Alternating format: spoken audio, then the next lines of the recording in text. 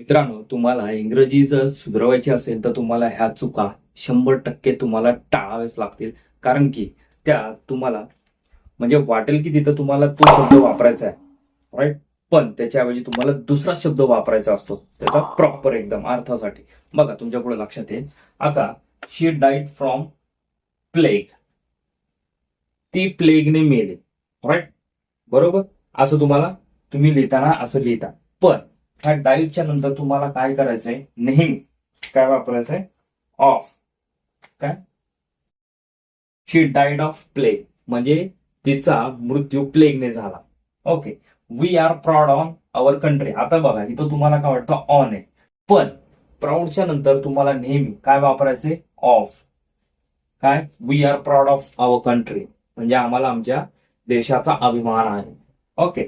बघा इथं आपण ऑन कधीच लिहायचं नाही, त्याच्या पुढे तुम्हाला काय? प्राऊडच्या नंतर ऑफ घ्यायचंय. ह्या चुका टाळा. त्याच्यानंतर the child is afraid from you म्हणजेच इथं फ्रॉम नाही येणार, इथं काय येणार तुमचं? ऑफ. काय? The child is afraid of you. From कधीच येणार नाही. तुम्ही तिथं फ्रॉम बोलताना फ्रॉम यूज करणार, लिहिताना पण फ्रॉम यूज करणार.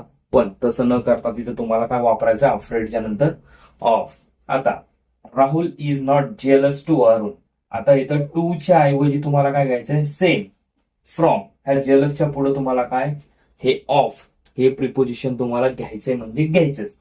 म्हणजे Rahul is not jealous of Arun म्हणजे राहुल हा अरुणवर जेलस म्हणजे ईर्ष्या ठेवत नाही किंवा ईर्ष्या करत नाही. Okay. We should to care for our books. बघा, we should take care for our books म्हणजे आपण आपल्या पुस्तकांची काय? काळजी घेतली पाहिजे. पण टेक केअरच्या नंतर तुम्हाला काय करायचंय? नेहमी ऑफ म्हणजे आपण आपल्या पुस्तकांची काळजी घेतली पाहिजे. आता बघा, ही डाईड फ्रॉम हंगर. इथं फ्रॉम नाही येणार, इथं काय येणार तुमचं? ऑफ. बघा ह्याच्यामध्ये हे जे शब्द आहेत यांच्या पुढे नेहमी तुम्हाला काय वापरायचंय? ऑफ.